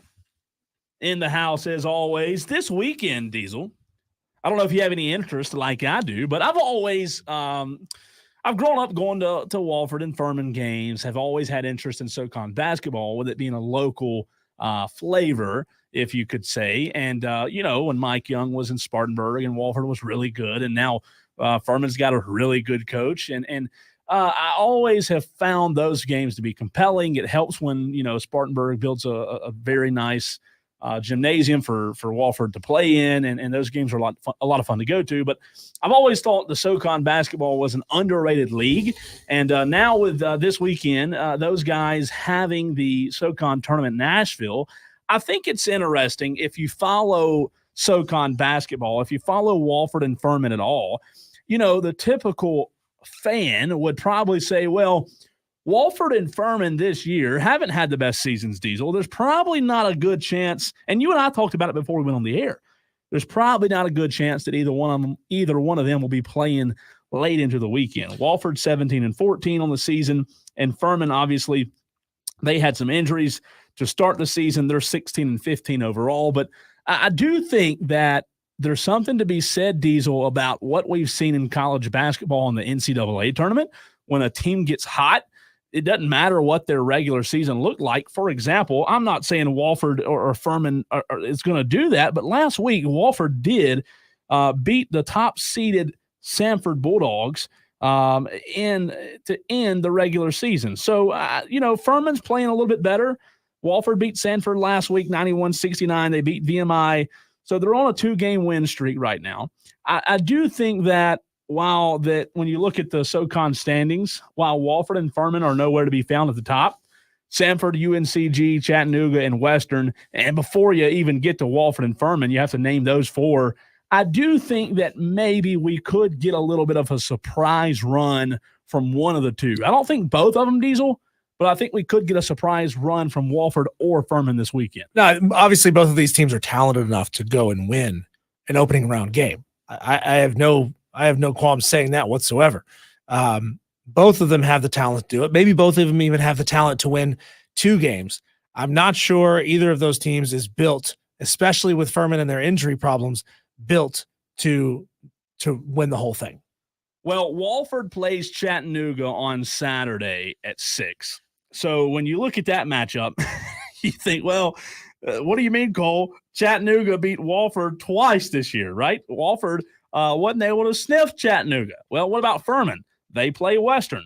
Well, what they do against Western this season? They lost on February 28th, 88-75. What about the first time they played? Furman hosted Western. They beat them by 3 points. So maybe Furman's the team that could do it.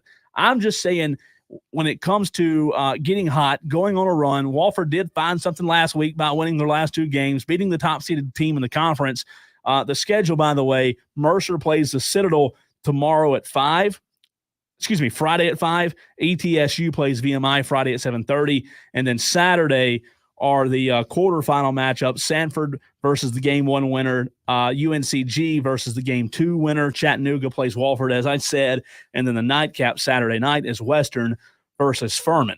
These games do take place in Asheville. And I think, Diesel, if South Carolina, the upstate in particular, you and Mark talk about it a lot, if you want to improve the sports scene in the upstate, I think it's very important to follow your local basketball teams in a very competitive conference, by the way. If you don't follow SoCon basketball, no, it's not the ACC or SEC, but it's still a very competitive conference. If you want to be able to have the upstate be more of a sports town and you want to have something to follow throughout the season, I think that you have to do due diligence here and follow Walford or follow Furman, depending where you live, right? Because as we've seen over the years, when these two teams are good, man, Diesel, it's a lot of fun. It is. And I wouldn't want the city of Greenville to wrestle away this tournament away from the city of Asheville. I don't think they would be able to. It is so deeply entrenched in that venue and in that city.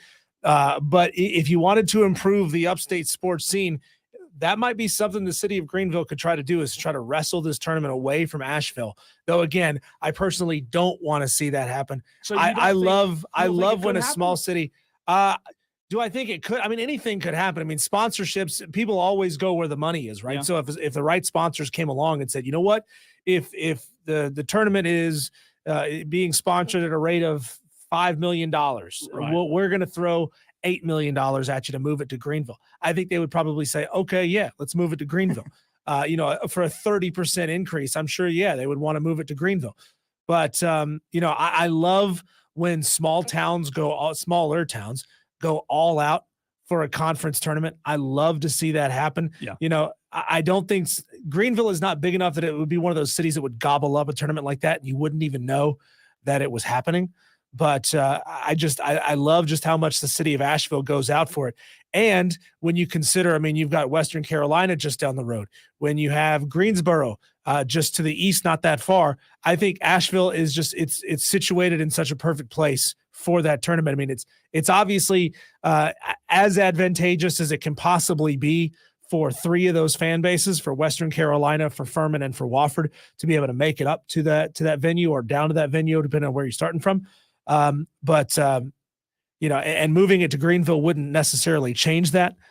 But I mean, I love the venue where it is. Diesel, the only way that the Upstate really devotes themselves to caring about it is, I think, if it's in Greenville. Like, granted, being in Asheville's not a far drive at all. So the people that follow Furman basketball, or the people that follow Wofford basketball that go to the games, yeah, sure, they'll get in the car in right an hour because that's not a bad drive up 26. However, you're not going to get the casual fans involved, right? The casual basketball fans. No, you are right about that. The city of Greenville, the people of Greenville, not the city of, not big C, capital C, yeah, but the people of Greenville.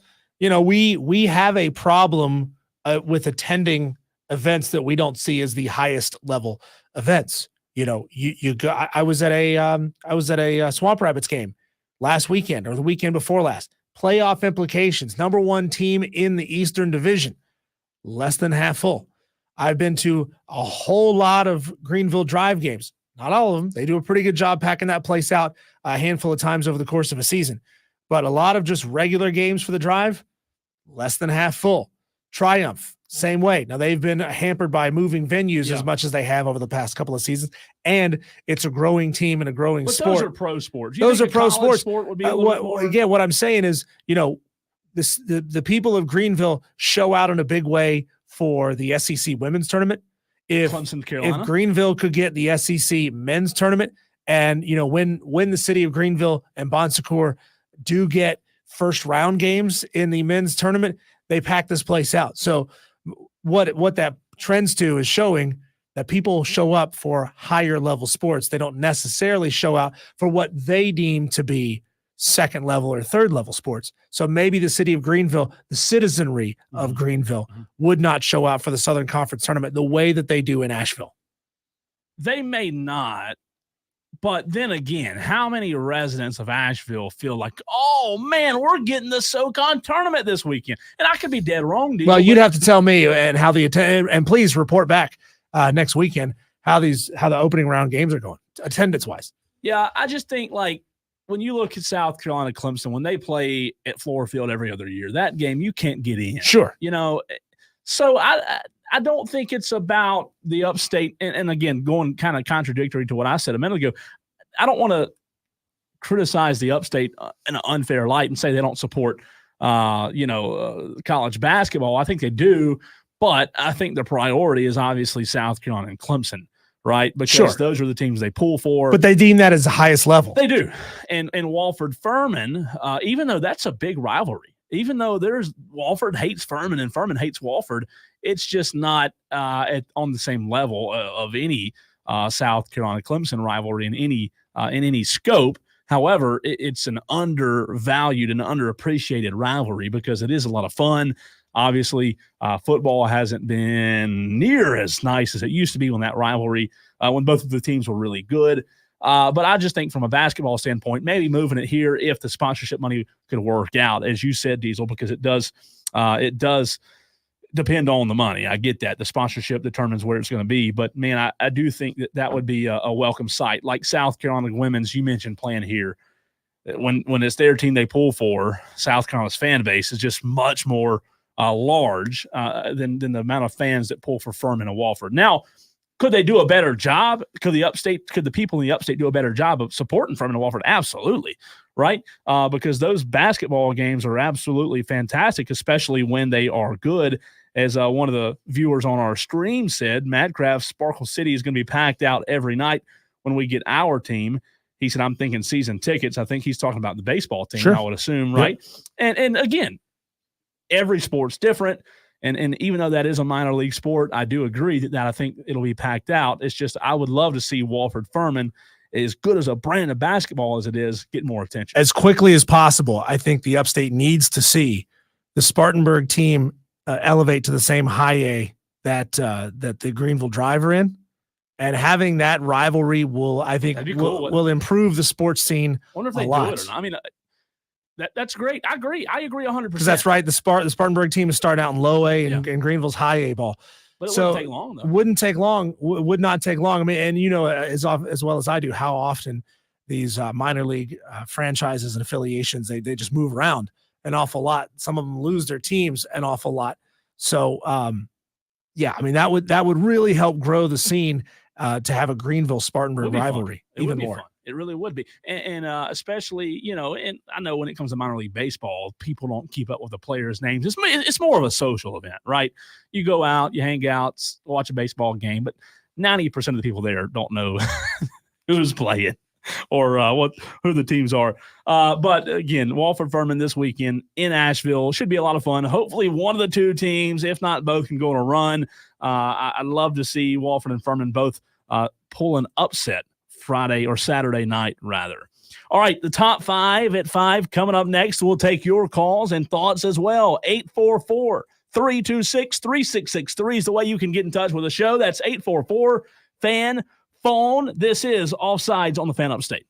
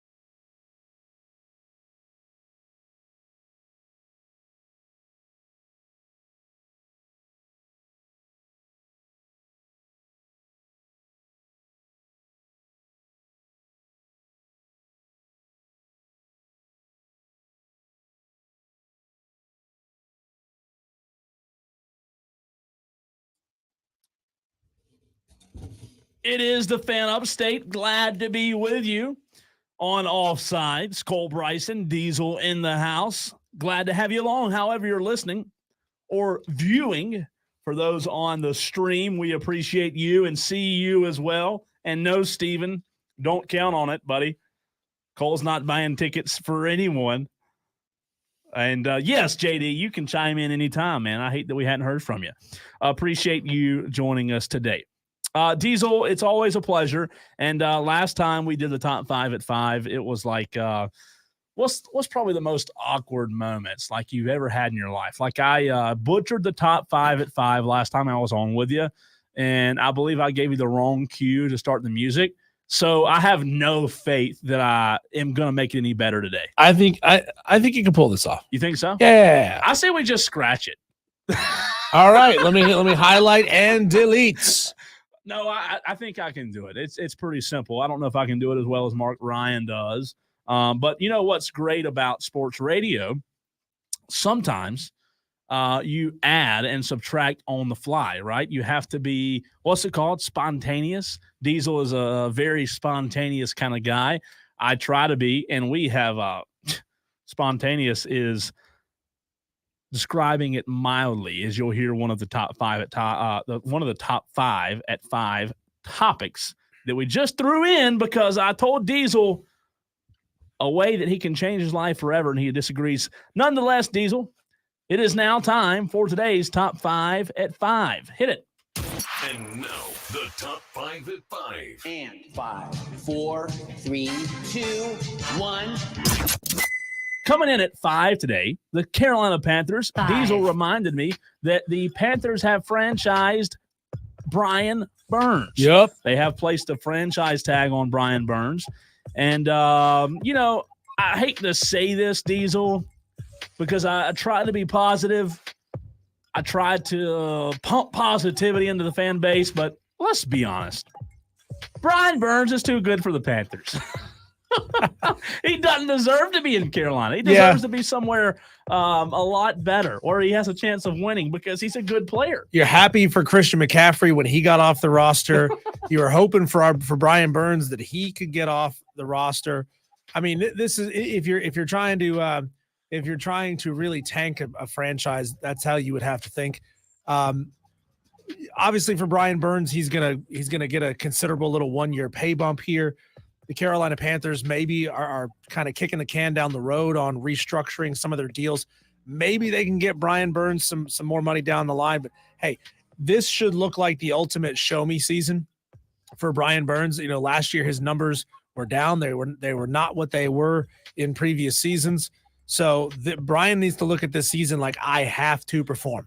I need to go out there and absolutely maul opposing quarterbacks. If I want to keep my roster spot here, if I want to keep my home here in Charlotte, that's what I've got to do. And the Carolina Panthers, like I said, they get a little time to figure out what to do with his contract. To figure out what to do. Yep. We'll make $24 million this year. Yeah. You know. Yeah, put me on a 1-year deal for $24 million, please. You think you could get by? I think I could. You know what? I mean, the toughest part would be figuring out where to park my third Maserati. But, you know, I think I could get figured out. It is a non-exclusive tag, by the way, as Madcraft pointed out in the comments. You know, I hate to say it, but at this point, does it really matter? I mean, they said a couple of weeks ago, Dan Morgan said all options are still on the table. They want to lock him up long-term. But guess what? At the end of the day, this franchise, even though you have a new GM and Dan Morgan, you have a new head coach. At the end of the day, they're still ran by Dave Tepper. So good luck to Brian Burns. I hope he does what you said, Diesel. I hope he shows out and then somebody else gets him so he can go play for a team that's actually competitive and actually has a chance to maybe win a Super Bowl. Christian McCaffrey leaves the team, who can't figure out how to use him. He's always hurt there. And look at him. He goes to the Super Bowl. Didn't win it, but he still went to the Super Bowl. JD says he should have been traded when the getting was good last year. Yeah, I mean, you may, if you're the Panthers, that's probably an option. Like if you sign him today to a franchise tag, you're probably thinking in the back of your head, like, well, at worst, he'll have a great year. As you said, Diesel, he'll play his butt off because he wants to be locked in. And, you know, we can trade him. Or I don't know if that'll happen, but you never know. It is the Carolina Panthers. 4, All right, at number 4, Diesel, ladies and gentlemen, walked into the studio during the last commercial break with a bag of Lay's potatoes. I'm talking about the yellow bag, classic Lay's, which I'm not the biggest fan of. Get out of However, here. I told Diesel that if he were sitting at home with his feet propped up, watching whatever he watches on TV, that the only correct way to eat Lay's potato chips is by dipping them in ketchup. Which to in turn, Diesel looked at me like I had just cursed him and his dog. No. It is the only way to eat Lay's potato chips, Diesel. Potato chips and I get where your mind is at. It is potato. So it is fried. Potato Yeah, and ketchup. It's a fried potato and ketchup. But that's like saying that Mountain Dew and tequila equals a margarita. It's not the same thing. It's not. Now in a bind, I'm going to tell you right now, Mountain Dew and tequila is not bad. In a bind, if that's all you got, if you don't have fresh lime juice to make yourself a margarita, it's not that bad. But like, it's just the wrong format. You know, it's just not so right. Good though, man. Like if you try it, I think you'll love it. JD says, Cole, are you out of your mind? That's the most redneck way to eat Lay's potato chips I've ever heard. Madcraft says chips and ketchup is like peas and carrots. See? I'm not the only idiot redneck out there, man. Like, you've got to try it. You've got to try it. It's so good. It'll change your life. Potatoes and ketchup, it takes it from an average potato to like, man, this is really good. You got to let us know what you think. 71307. Dip your Lay's potato chips and ketchup. Onsides or offsides, texters immediately right now. 71307. Start your text with keyword fan. Is it onsides or offsides to dip your potato chips in ketchup? I want to stop talking about it because I'm getting hungry now. There might be some old crusty ketchup in the refrigerator downstairs in the break room. Text says I'd rather dip them in a dip, like, I don't know, French onion dip. I get it, but it's a different kind of chip, man. It's Lay's potato chips, the classic yellow bag. They have no flavor. It's just like a little salt cardboard. You got to dip them in the ketchup to get the full effect. It's the best thing ever. Let us know. Come on. It's the best, man. Diesel, you got to try it. All right, hit it, Diesel.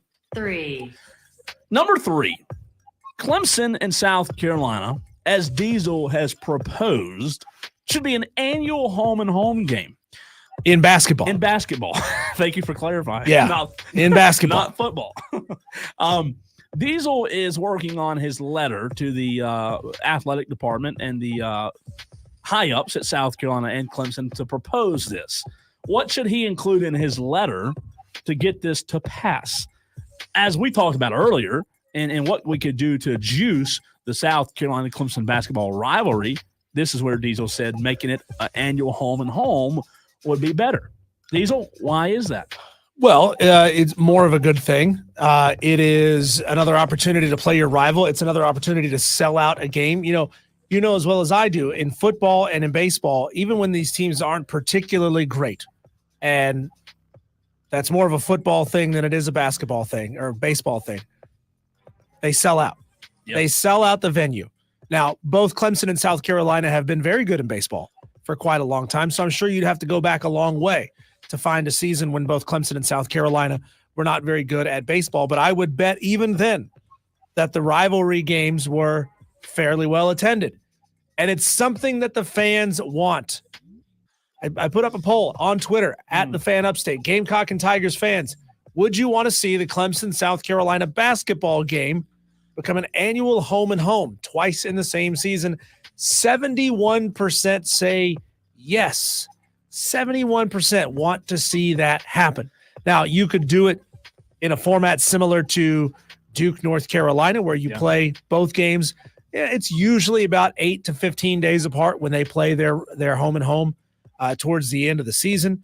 It's not necessarily going to have any effect whatsoever on – it's not going to have any effect at all on conference races.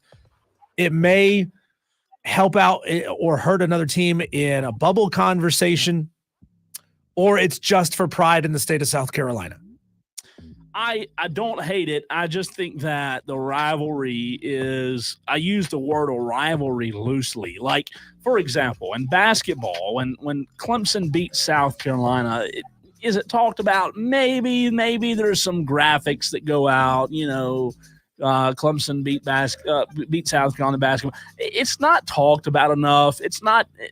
It's never, both teams, the reality of it is, Diesel, both teams have never been good enough for there to be a rivalry. Well, it's not talked about very much because it only happens once a year, like you said early in the season, when it doesn't have a whole lot of bearing on either team's season at all.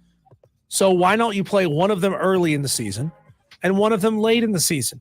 And then you flip-flop the venues so that if you play at Clemson early this year, you play at South Carolina early next year. I mean, everybody is looking for a net boost. Everybody is looking for a Ken Pom boost. And if things keep trending in the direction they're trending in now, which is both programs being on an upswing, then you see an even better net boosting later on in the season. Speaking of Clemson, 2. Number 2. We have a number to give you. Not number 2, not the number 2 for the top 5 at 5. We have a number to give you, Diesel and I do, for how many wins Brad Brownell needs in the tournament to keep his J-O-B. Over under 2.5. Under 2.5. I think if he wins a game, he's fine. You say one game. I'm not saying that's advance to the round of 32. I'm not saying that's the way it should be. Hear me talk. No. Hear me. Is this thing on? I'm not saying that's the way it should be. I'm just saying I predict that if he wins one game, he ain't going anywhere because Clemson has the mentality that their fans have. Who are we going to get? Well, we're not going to hire anybody. So if they would have done it now, Diesel, they would have already found somebody. So I misspoke when I said 2.5. I meant to say 1.5 because going over the 1.5, meaning winning 2 games, puts you in the Sweet 16. Right? I think Brad Brownell has to achieve the Sweet 16 to keep his job. Really? Yeah, I do. So a loss in the Sweet 16 is fine, but you think he has to get there? Yes, I do. So I'll still go under 1.5. I think as long as he wins. Oof. Now again, man, the standards are so low. But it's Clemson. It's basketball. It's. I don't baseball, understand it's not football. I don't understand. And Clemson fans, explain this one to me on the text line 71307. Start your text with keyword fan. Why is it that you demand excellence in football? You demand excellence in women's softball. You demand excellence in soccer. You demand excellence in baseball. But when it comes to basketball, you're like, I think they just don't embarrass us. Just don't make us look bad. They have faith Anything outside of that. I know, but that's the question that I'm asking. Why are you willing to let the standard slip so far for basketball? If excellence is the standard, you are not achieving the standard, especially when it comes to across all of your athletic programs. You're not achieving that standard. You're not even coming close. You're not sniffing that standard in basketball. And you're just like, we're okay with it because it's basketball. I don't disagree with you, Diesel. I'm just telling you, I don't think they give a crap. I don't think they give a rat's. You know what? I hate to say it because it is pitiful. Are you afraid that you don't have the emotional capital to invest in 2 sports? Like you've got a massive fan base. You've got a massive fan base. I'm talking all in, all college, all Clemson alums and fans. You've got a massive fan base. It's big enough to support both sports with fervor. I just don't understand why you don't. Well, they haven't. And maybe Graham Neff is the guy that changes the culture. Maybe Graham Neff's the one that changes the Brad Brownell Clemson basketball standard, if you will. We'll see. We shall see, right? We shall see. 1. Number 1, the top story of the day, the biggest thing happening in the state of South Carolina, if not the Southeast, tonight, Diesel, in Columbia, not far from now, just a few hours away now, at 7 o'clock, South Carolina host Tennessee. That's right.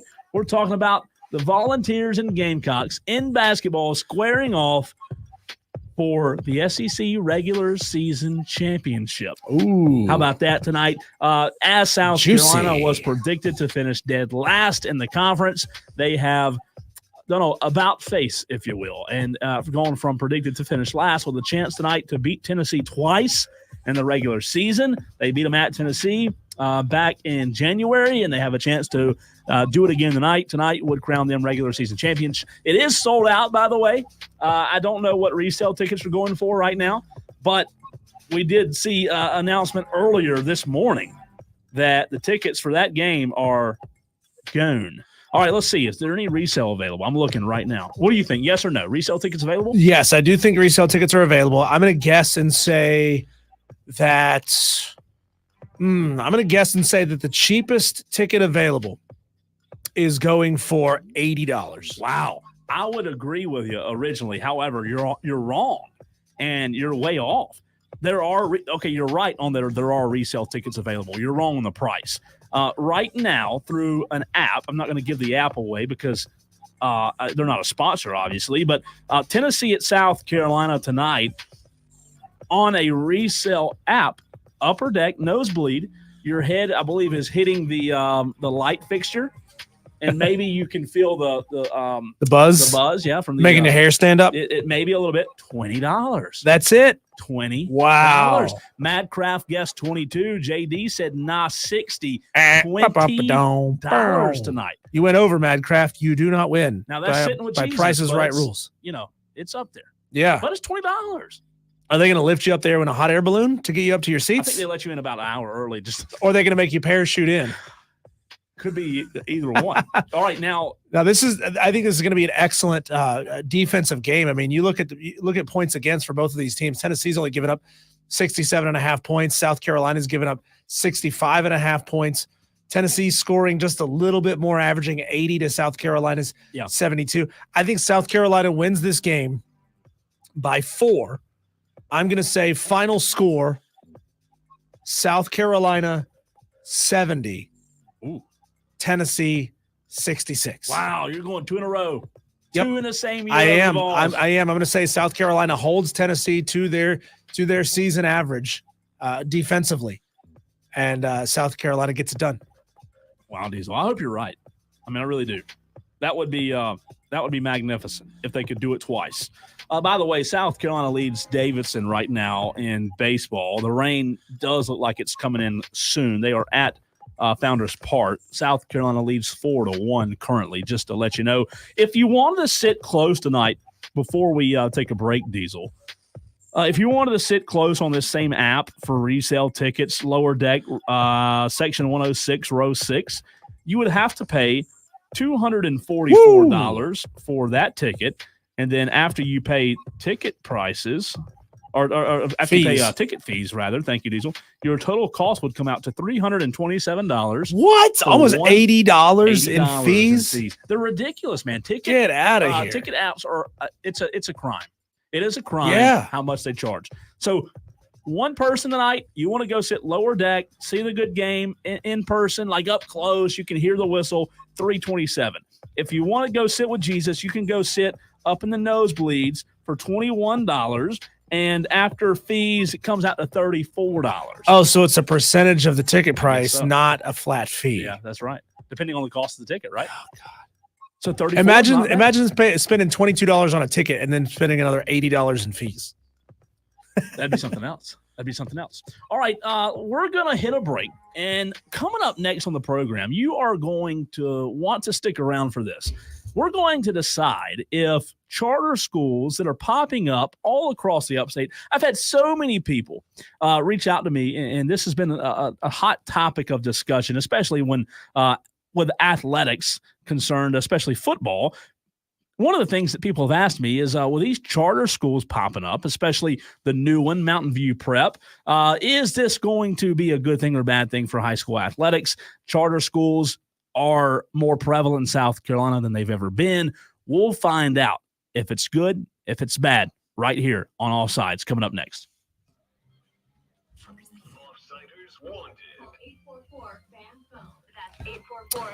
JD, Madcraft, and the other two unidentified folks who are in here watching the stream, thank you so much for being a part of it. It's been a blast, as it always is. We'll see you back here tomorrow. Mark Ryan will be back. Myself will still be here. Cole, hopefully we have you back soon. See you, buddy. See you, man. See you, JD, everybody. Peace out.